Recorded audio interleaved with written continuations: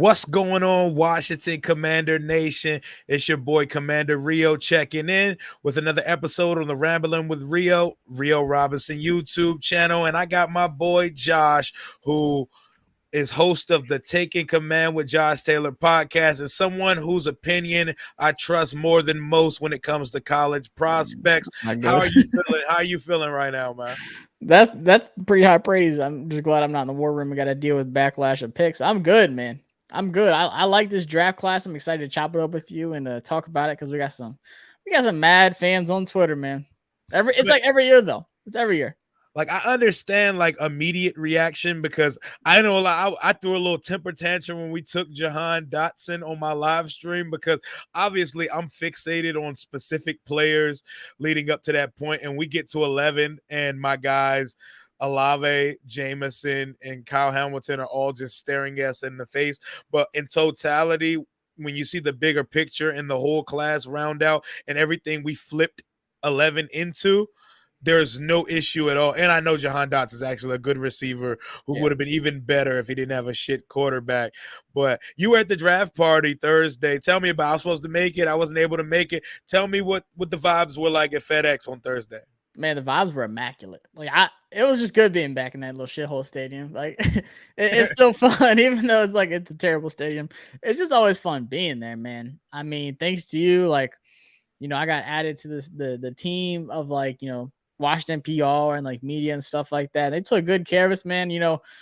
I got to sit down with Logan Thomas, John Allen, Kendall Fuller, Doug Williams. I mean, Fred Smoot was there. It was a lot going on. So I uploaded those videos on my channel.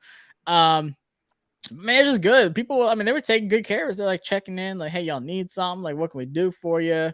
I mean, everything was good except I left my wallet. I had to go way out of the back on the other side of the stadium. I had to walk back. I was about late. But no, it was good, man. And then even after that, just, everything on the field.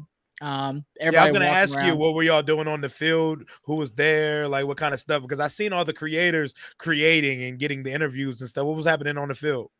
So, yeah, I went down there super late. Because I think, the last person I talked to was Logan, and that was at, 8 something, 8:15, 8:20. Okay. But then we went and got some clothes and stuff because I had to, load up on the new gear, man, which this has fresher in person than it is in on. It is. That's why, what I'm saying? Nice, bro. Especially, I like the logo on the back. I love the shirt. Man. Oh, yeah. Fly. Yeah, bro, it looked good, bro. There's more stuff coming up. I got the Jahan Dotson jersey, but on the field, like I said, all those guys that we talked to, they were all doing meet and greets, John Allen, Logan Thomas, all of them.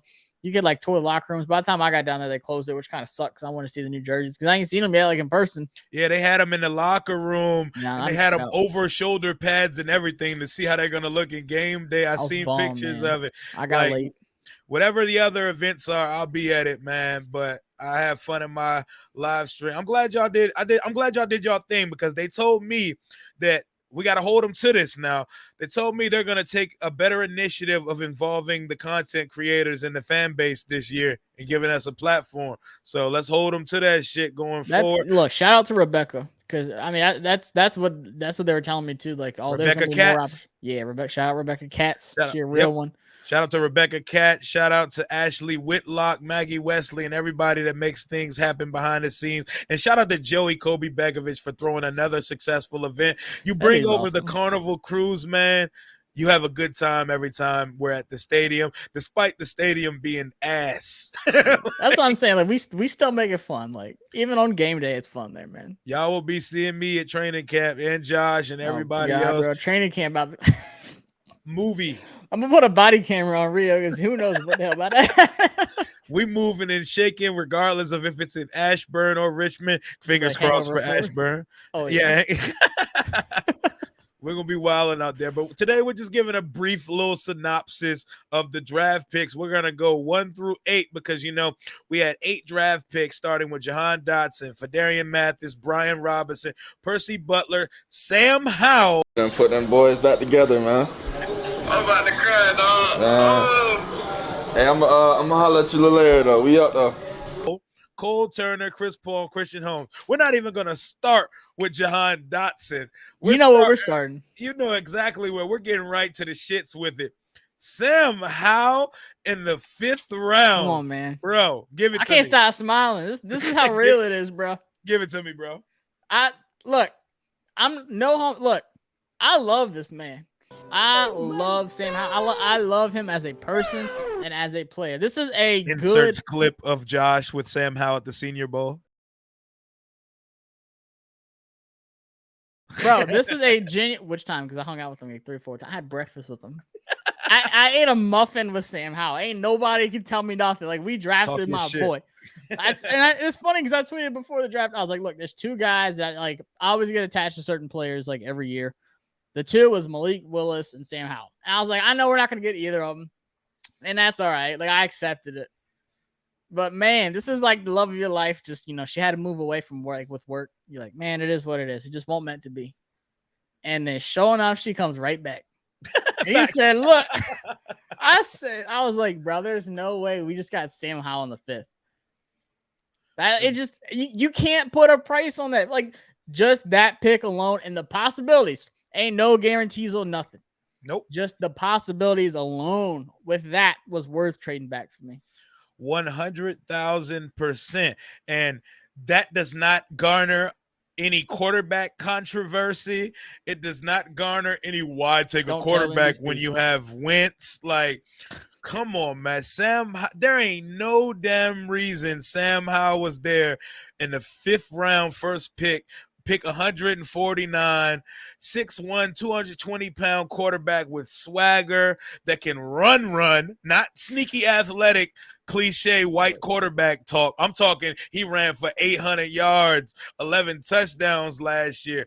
I'm talking a guy who throws probably the best deep ball in the class or tied for the best deep ball in the class. The other dude went undrafted, so he got the best. For sure. And that guy, we got him at 149. So for the first time in my lifetime, we have the quarterback for right now on the roster, and we have the quarterback for the future on the roster. Like you said, nothing is inevitable. We don't know what's going to happen, but we don't even have to. We can let him bake. We can let him sit and just learn, take up the – just take in everything from Taylor and Carson. He ain't learning nothing. He need to stay away from Taylor. Well, he can learn how to hold the surface. Look, day one, he's better than Taylor Heineke. And you can have all the Heineke hive with the people that spend $120 on a Ford jersey. They can come at me. They can come at me too. Facts. As soon as he learns the offense, Heineke's relegated to the 3rd string. Sam Howell can throw the ball behind his back farther than Heineke can in a clean pocket. And that's on God. I will bet anything. I believe it. Bro, I believe it, bro. We got 2 live arms, bro. and that's one thing I just got done saying on my videos. Like, Carson Wentz and Sam Howell aren't like the exact same player, but there's a lot of things they do pretty similar. They can throw a deep ball. They're both more mobile than you think they are. So I think, and he said all along, this is exactly where I wanted to play. Like, and like dead honest, this is where I wanted to be. I think even with Carson Wentz being here, even more so, he gets to learn from him because they play the same. Like, he's not run first, but if he has to, Carson Wentz can roll out. He can avoid tackles. He can break, get out of sacks. Lower that shoulder on your ass too. Yeah, Sam Howell's the same way. He's just not like 6'7" like Carson Wentz is, his tall self, but still just the same style. And for me, man, and there's no pressure. You didn't take him in the 1st. You didn't take him in the 2nd. It's not like in the past we took a guy in the 1st. Like, when's he gonna play? It ain't like Trey Lance in San Francisco. Like, you wasted that pick. What's going on? You traded 3 first. Where's Trey Lance? What's wrong? Is he not ready? Is he not smart enough? Is he stupid? And all these that's what NBC and all these things you see coming up. This is what they want to build up. Like I told you, they're addicted to it. They feed off of this. They said, "Where's a stupid quarterback?" Because we need one. We need a quarterback topic to talk about because that's what gets us through the whole offseason. Exactly. They want to mess. They want to mess so badly. Carson Wentz, quarterback 1, and Sam Howell is just sitting back working on his mechanics, which needs some work. Give him some time. I'm excited. I love the Sam Howell of right now, but I am excited for the Sam Howell of like 2 years from now. Exactly. And he's not even raw. Like, he obviously has some things he needs to develop. He's developed. He's accomplished, and he put that team on his back last year, and in a bad year still put up just under 4,000 yards of offense and 35 total touchdowns. Talk to him nice. Man, look, and like, I'm not going to give away too much of my video, but I'll say the same thing I just said. He lost Michael Carter, Javonte Williams, the top 2 running backs who just killed it at North Carolina. And now they're eating up in the league. He had De'Ami Brown, Daz Newsome were his top 2 receivers. Joshua Downs was his 3rd option at wide receiver, and he had like 300, 400 yards. Like, I mean, it was like, all right, like he was nice. Josh Downs became the 4th wide receiver in ACC history to have over 100 catches in a single season last year. Wow. Like he was feeding that. And now he's like one of the top wide receiver. He's a projected 1st-round draft pick now next year, like already. Craziness, man. And then he had Ty Chandler, who was a brand new running back, played at Tennessee, came over. He had over 1,000 yards. Exactly. He had a brand new, like he came into. He made it work. He made it work. He He said, I don't know put who guys none on of the these guys map. are, but we're gonna eat. Hell yeah, he put them on the map, and that's what real quarterbacks do. If you're gonna complain about in the 5th round us drafting a guy that we would have taken in the 1st if we didn't get Carson Wentz, exactly. I don't know what to tell you. 92 touchdowns to 23 interception, never threw double-digit picks in college. Come on, man, talk to me nice. Sam Howell is the quarterback of the future. If things work how I imagine and dream to be, we get 2 productive years out of Carson Wentz, and we can send him on his way, and we can let Sam Howell cook going forward. But our first 3 picks, we started with Jahan Dotson, Phil Mathis, who you spoke into existence from the draft party in your interview with Jonathan Allen. Yo, I don't know why I even brought it up. My boy, kinfolk. Brian Robinson Jr., we're probably family in some way, you know what I'm saying? Shout out to the Robinson. I probably shared a plate of mac and cheese or potato salad with him at some point in my life. How do you feel about your Bama boys and Jahan Dotson to start the draft? Look, it's funny because I went back and just searched my name and Jahan Dotson, like tweets like together, and every tweet was like, "Holy Jahan Dotson, good Lord Jahan Dotson." What the hell, Jahan Dotson? Like, it's just him making crazy plays. When I was sitting down on my couch Saturdays watching Penn State in the Big Ten with these awful quarterbacks, he had Trace McSorley first, shared the field with KJ Hamler, who's at the Broncos now, you know, pretty decent wide receiver. And then you had Sean Clifford, who sucks. Like, they probably didn't want him to come back for his 50. Like, he said, I'm staying. Penn State's like, oh, we got a 5-star waiting. But now we got to deal with Sean Clifford coming back. Like, he's not good. But there's so many times. And it's funny because you look at Jahan Dotson's route tree and where he has the most success. It's when he gets the ball quick because that's all his quarterback can do, and he makes something out of it. Yep. He can win deep. Like he has no problem getting separation deep. His quarterback just can't put it there. He's having to go up and one-hand catch against Ohio State like on any pass that's beyond like 25, 30 yards. Like, come on, man. Since you said Ohio State, if someone says that my boy Pascal said Jahan Dotson was Penn State Chris Olave, what would you say to that comp? Not really. They do different things, right? Yeah, because Chris Olave is not good after the catch, and Jahan Dotson's phenomenal after the catch. Explosive after the catch.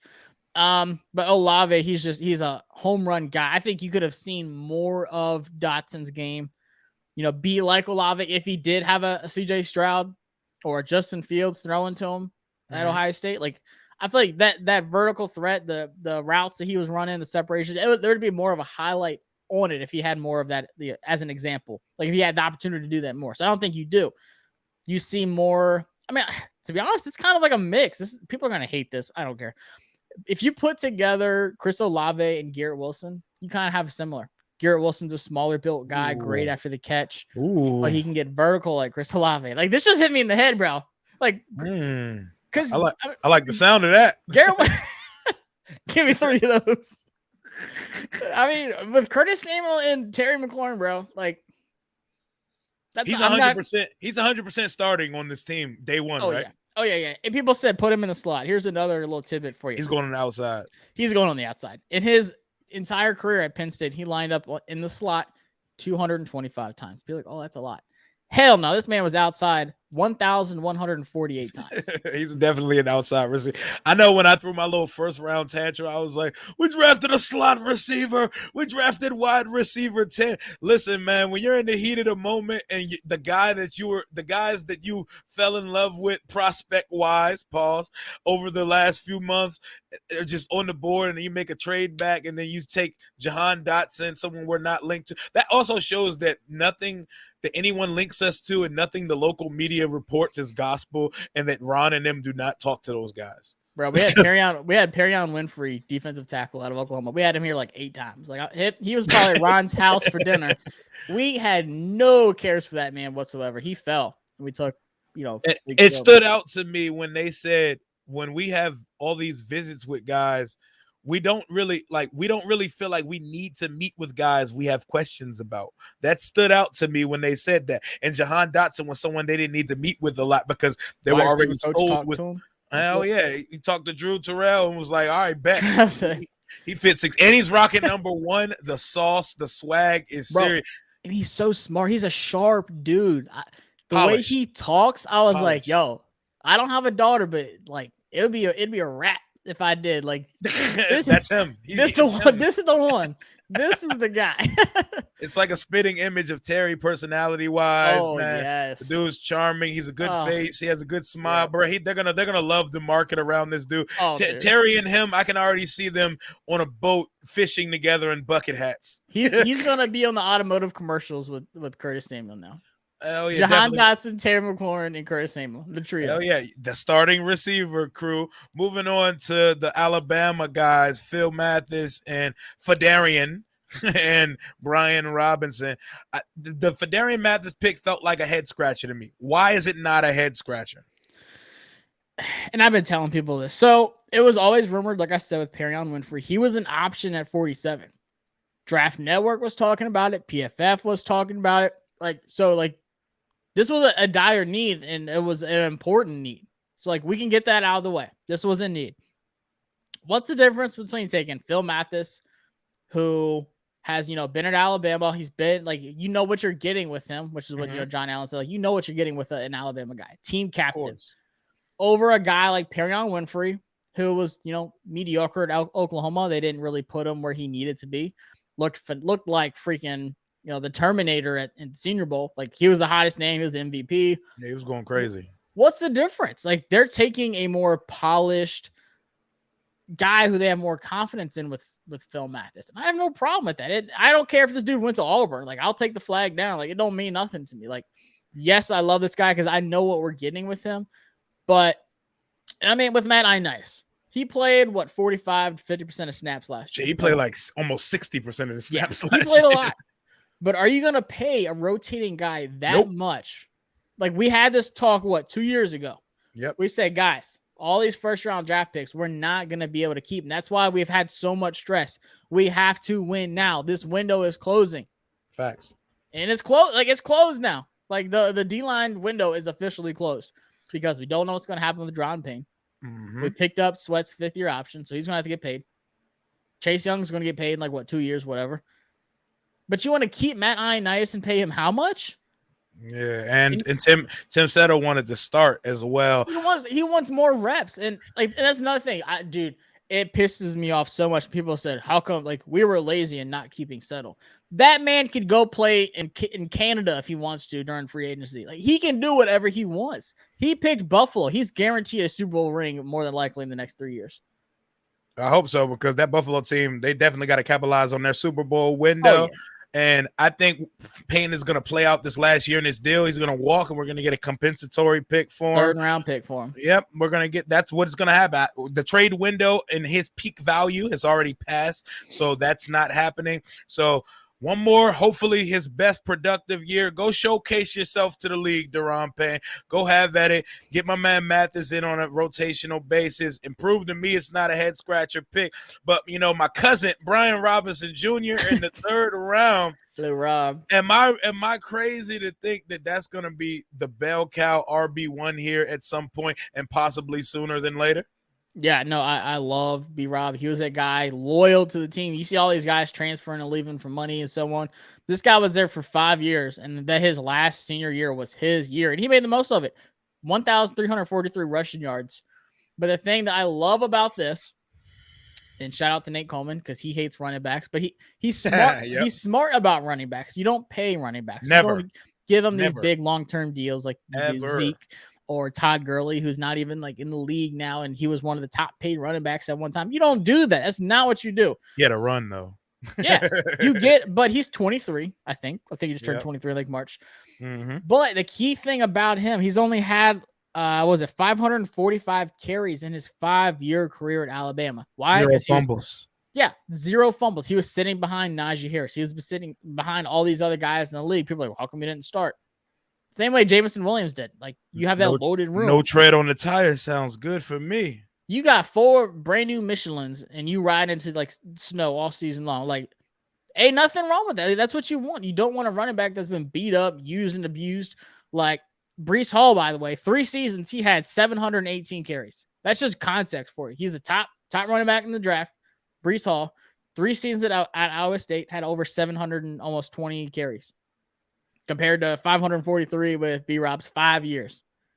And B-Rob's the best pass protecting running back in the entire draft. Facts. Talk to him, Josh. And I feel like Gibson's best served in a back by committee as the second back. And he's not a true back. Yeah, because you throw him screens, you give him a few carries here and there off the edge, a couple sweeps and stuff like that. He's not ready to – he doesn't have the vision or the innate natural instincts of a running back like Brian Robinson Jr. has. That's why I could see him being there. I read a comp that said Brian Robinson Jr. can be Chris Carson. Is that an accurate comp for you? Or, like, how do you see Brian Robinson? And what do you feel like his role is going to be in year 1 here? Man, it's hard to determine what his role is going to be, but I think he's going to get a lot of touches. I think he's not only going to be that short yardage back just because he is so physical. He runs angry. I mean, if you just watch his highlight tapes, like he's dragging like 6 dudes behind him. He's not like that top end speed running back to where like once he gets a lane, like he's just going to kill you with speed. But he's smart about how he runs. He finds the hole he needs to get to. He's patient, but then he just bursts right through it. Like he is a force. I think he does take carries away from Gibson, which is okay. I think you see more of a versatile role from Gibson. And like you said, like the ball carrying skills, like the fumbles with Gibson killed us. There's 2 guys that dictated this offense last year. Taylor Heineke, which was very limited. And Gibson. And that's not, I mean, it's no shots at Gibson. I love him. Not. He leaves a lot to be desired in yards on the field, man. But when he's good, he's good. And that's the thing. Like when Gibson plays well, our offense is clicking. But when he's fumbling, when he, is giving the ball away like that, then that's when our offense was struggling and then putting more weight on Taylor Heineke, who couldn't get it done.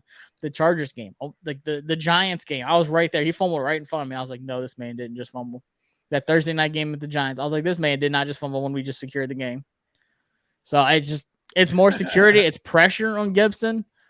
But we finally have a pure running back that runs with a purpose. Like every single play, this man, it's not like I'm going to get a yard or 2. It's like, I'm going to kill you. Facts. This run is personal. That's how it feels at Rob. Facts. And I think he's going to have, I think the theme in this draft is older guys, not as high ceilings, but high floors. Get your ass on the field as soon as you get here type players. All right, we got 4 players left in this class to talk about. I'm going to group them in 2s. 4th round pick, Percy Butler, who I did not know anything about when we took. And 5th round pick, Carson Strong's favorite target in Nevada, Cole Turner. That one made my eyebrows go up a little bit because we need a pass catching threat in the tight end room. And as a 6'6" guy who caught 10 touchdowns, over 700 yards last year, that one excites me. Talk to me about Percy Butler and Cole Turner.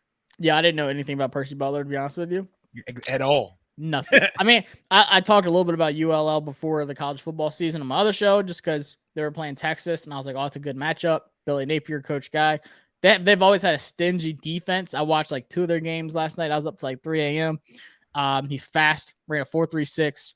He's going to get snaps at the Buffalo roll, apparently, according to Ron. Buffalo nickel, money backer, super safety, whatever the hell you want to call it, all the above. But he's also a pure free safety guy. Chris Sims had him ranked as his number 1 free safety in the entire class, which Chris Sims says some crazy shit. But that's my guy. He's all over the place, but I love that he owns that he's very left brain with this but shit. Still, I was like, I'm gonna run with this one. Like that's fine with me. But he misses some tackles. He takes bad angles sometimes, gets a little too aggressive, but he gonna get coached up. So I feel good about it. And then Cole Turner, another guy I talked to a lot at Senior Bowl. It's funny because like in the video when I was talking to him, I was like, yeah, you're a vertical threat, sure hands. I was like, man, we need you in Washington. He was like, oh yeah. Sure enough, here he is. Like, it's just that receiving guy. We don't know what Logan Thomas is health-wise, but then also he's different than Logan Thomas. Like this guy isn't going to put his hand in the dirt. He's not blocking a soul. No, unless it's on like a screen to like Dotson on the outside or Samuel, something like that. Then like he might, swing out a little bit, pick up a corner, something like that. But this man ain't doing no inline blocking at all. He's going to stretch the middle of the field. He's going to put stress on that defense, make them account for him, and helps out Terry. And he's gonna catch hella passes. He's in the red zone. This man's going to eat. Oh my God, a fade legend. He's going to be a fade guy. Jay Gruden is rolling over right now, wishing he could throw the fade 7 times downtown in a row right now. It's like, God dang it. With some young co-ed. We ain't gonna talk about that. Get your shit off, Jay. Cole Turner, a couple years too late. Cole Turner, I'm excited to see him play. Some of the brushback I've seen against the pick is, but he's going to give away that it's a passing down when he's on the field. That's cool. You know that Travis Kelce going to get the ball in Kansas City. Sometimes when you're good, they can know it's coming and they still can't stop that shit. And Mark Andrews, every time he's on the field with the Ravens, that he's very likely to get the ball. We needed a pass catching threat in the tight end room. And to close out the draft, we got the real Chris Paul, not CP3. Now we got my boy's an R&B singer. I seen some of his videos on YouTube. Is that what he goes by or something like that? That shit had me dying. And Christian Holmes, the cornerback, I know nothing about either of those prospects, but bless their heart and welcome to the team. Do you have anything to say about the 7th round pick? I know there's good size on the corner, and the tackle we took, he's probably going to play guard here. I don't know much about. I'm not even going to pretend to know much about him, but welcome to the squad. What you got to say on the 7th rounders? So yeah, Chris Paul actually because he was at the Senior Bowl too. So I dove into his tapes because I've always seen him as like a great value guard in this draft. He played a lot of left guard and right guard, and then moved and finished out his career in 2021 at right tackle and left tackle for Tulsa. His running mate went to Dallas in the first round. So like they've always been known to like have that good offensive line. Tyler Smith, yeah. I think he settles in more as a developmental guard, but like he projects as a good tool as a possible starter. Like a lot of people I've talked to are like, "Hey, Chris Paul in the 7th, that's a great value because the upside of this guy probably better than Sadiq." I've never liked Sadiq, honestly. I don't know, but alligator arm ass. But Chris Paul for me, like he's not the most like tech savvy guy, but he's just so strong hands. He just holds guys in place and don't let them do anything. So like I really like the Chris Paul pick. I even said like maybe he can compete with this is going to turn heads because I like Wes Schweitzer too, but like don't be surprised when you see this man getting like reps. He projects as a developing starting guard in the NFL. I like to hear that, man. That means we can get some Cam Curl value for a 7th round pick. Tell me about Christian Holmes because I don't know a fucking thing about him. I don't know nothing either. Like, hey, people are gonna think we're drinking the Kool-Aid over here with all these picks, but no, like, but the only thing I do know about Christian is, like I said, long arms, physical guy, lays the hammer, takes some of the best pictures. Like he got all the poses down. Like making a graphic for this dude was like it was hard because I was like, damn, all these pictures are good. But he takes a good picture. Okay. Iced out, always iced out. He know where the camera's at. But he's just a physical guy. Sometimes he's too physical in routes, gets a little too handsy, which you got to watch in the NFL with pass interference calls and stuff like that.